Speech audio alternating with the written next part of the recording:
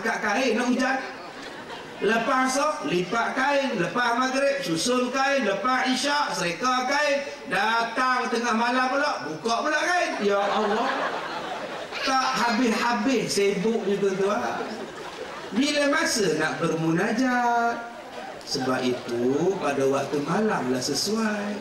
Televisyen tutup, sunyi sepi. Kita bangun, kita buat semayang. Kita bangun, kita taubat. Kita bangun, kita solat. Kita bangun, kita munajat. Ya Allah, aku banyak dosa. Ya Allah. Itulah malam.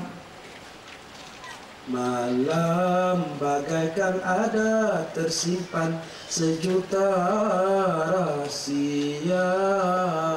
Malam disinari bintang-bintang, kerlipan tiada taranya. Maaflah seronok.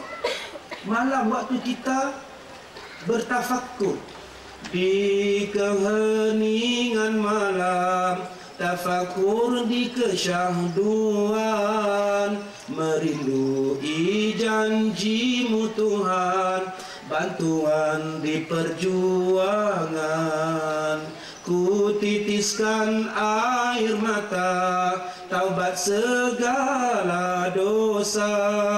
Moga terangkat penghijab kalbu antara kau dan aku. Ya Allah, ya Tuhanku, ku sujud pada kudratmu, ku serahkan jiwa ragaku pada takdir iradatmu. Nak sambung Ustaz? Tahu hujan? Waktu malam adalah waktu kita bertafakur. Ini waktu malam, berapa ramai yang lepak? Berapa ramai waktu malam yang mendekatkan diri dengan Allah?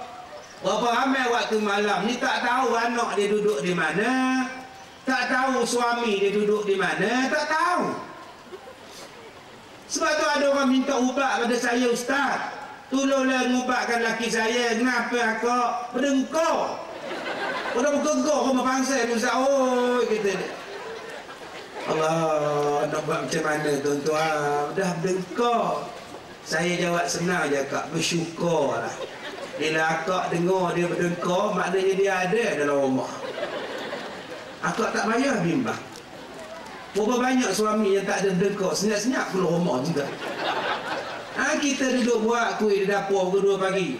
Anak jaga, mak, ayah mana? Kita kamu tak dengar. Udah macam bunyi apa? Itu bapak kamu ada. Berapa ramai yang suami tak ada berdengkar, isteri raba hilang. Mana orang tu ni? Sampai ke bawah katil rabanya tak ada tuan-tuan. Jadi abang akak bersyukur dah. Mana-mana suami berdengkar, agak-agak tak tahan, ambil pita, tutup mulut dia. Besok innalillah. Tuan-tuan, waktu malam adalah waktu paling kita senang. Sebab tu malam dijadikan tenang. Wa ja'alna al-laila libasa. Dijadikan malam sebagai pakaian pada kamu. Malam kita boleh duduk dengan anak-anak kita. Kita kena cari jalan. Macam mana waktu malam ni kita boleh berkumpul. Makan malam sekali. Saya makan malam, bukan malam. Saya makan nasi. Saya tak makan malam. Tak tahu lah bila tuan-tuan makan malam. Saya tak, tuan-tuan. Saya makan nasi. Di sini hebat makan malam. Hebat tuan-tuan. Tak macam mana makan, tahu lah. Ada orang kata pada saya, Ustaz, saya baru balik hospital. Apa buat? Cek doktor. Sebatlah kak, doktor mahu kak cek. Ni tuan-tuan hati-hati ni tuan-tuan. Saya pergi ceramah di Batu Kurau, Kampung Kepuh, Batu Kurau. Habis forum perdana, datang satu pakcik, dia kata, Ustaz, tu, Ustaz kenal dah sampai tu. Saya kenal kata kampung, kaki tipu Ustaz. Itu kaki tipu Ustaz. Saya kata tak baik, baru je kita dengar koram. Udah nak ngumpat orang. Saya tak ngumpat Ustaz, benar dia kaki tipu. Astagfirullahaladzim, dalam masjid tuan-tuan dia ngumpat je. Saya kata mau keluar, jom keluar. Tak, saya nak apa ke Ustaz, benar dia kaki tipu. Dia tu kencing mana? Baru dia potong kaki, baru pakai kaki palsu je Ustaz. Tu kaki tipu tu. Oh, betul juga tu. Bukan kaki betul, kaki tipu lah. Dia tak ya juga. Itu tuan jaga-jaga lah dengan orang. Dia kadang-kadang pandai bercakap tu tuan. Kita ternganga balik.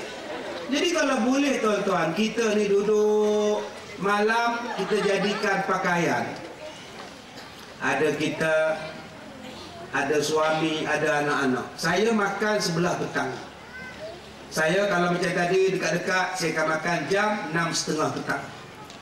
Anak balik sekolah utama, anak ni balik, isteri ada, makan sekali. Tadi makan bihun sup, sebab saya tak makan nasi. Nasi saya makan sekali sehari. Jaga kesihatan. Anda mampu mengubahnya. Jadi tuan-tuan kita makan. Kalau tuan-tuan yang tak kerja macam saya di penceramah malam-malam, tuan-tuan boleh duduk di rumah. Duduk di rumah, tengok televisyen bersama. Apa salah? Tak payah tuan-tuan nak biarkan anak keluar malam, tak tahu kawan dengan siapa. Tambah kita di dekat dengan pasar raya, dekat dengan stadium. Jadi kita jadikan malam ni untuk kita bersama dengan keluarga. Mak sebelah, bapak sebelah, anak-anak di bawah, semua tengok TV. Boleh tengok Malaysia lawan Taiwan. Anak di bawah, mak bapak di atas kusyen. Tak aku disepaknya anak.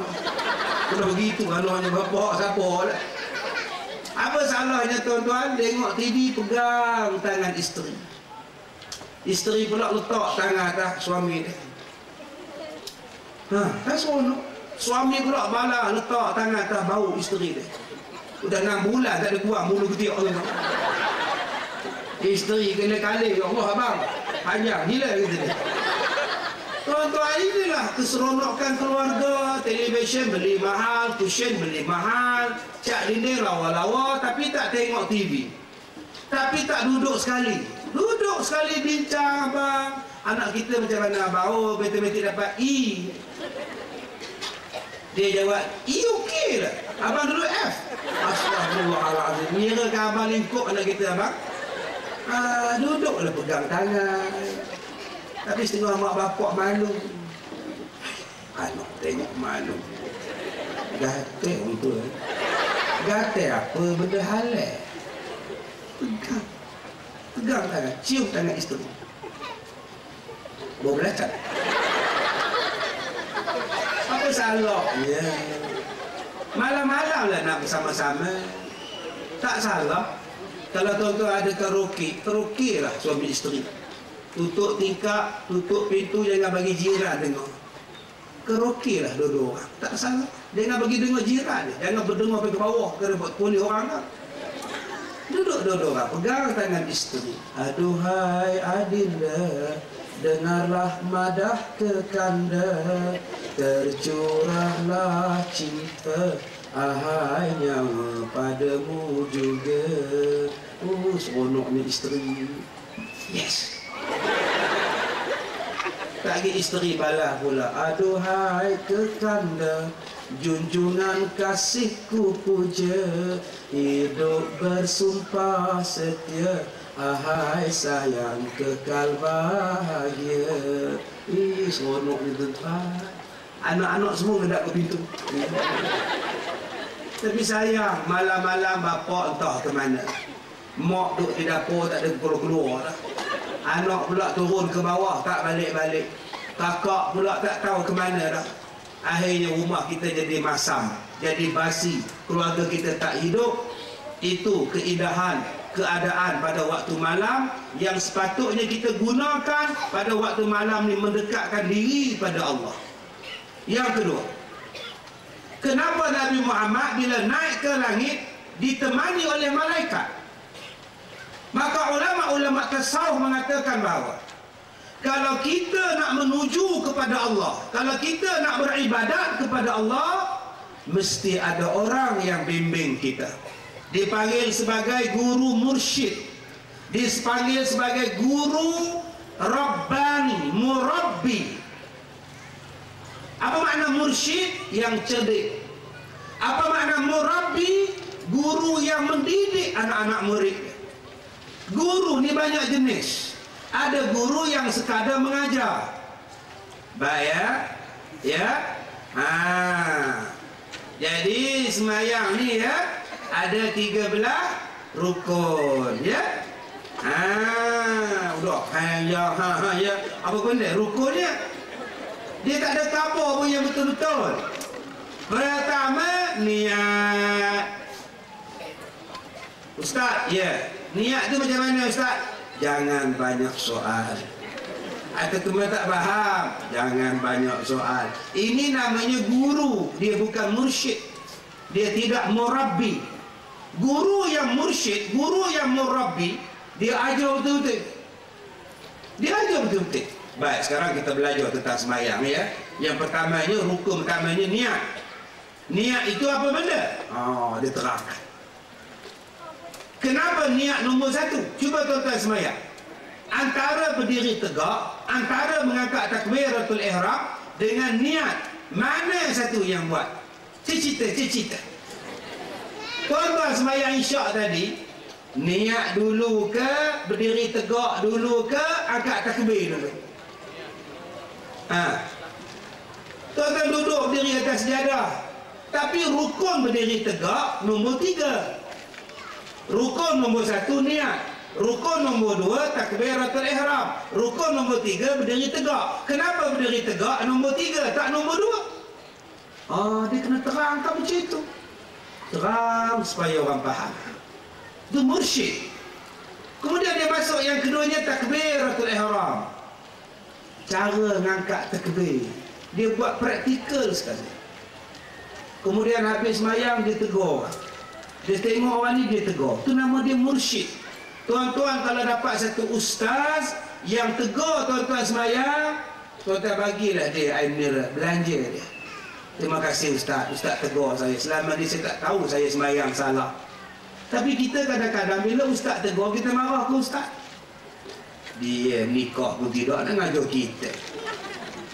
Baru keluar maktab tegur kita.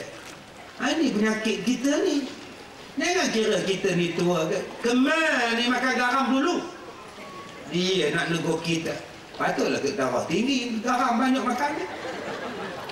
Janganlah kira kita ni budak kecil tegur ke, orang besar tegur ke, tak kira.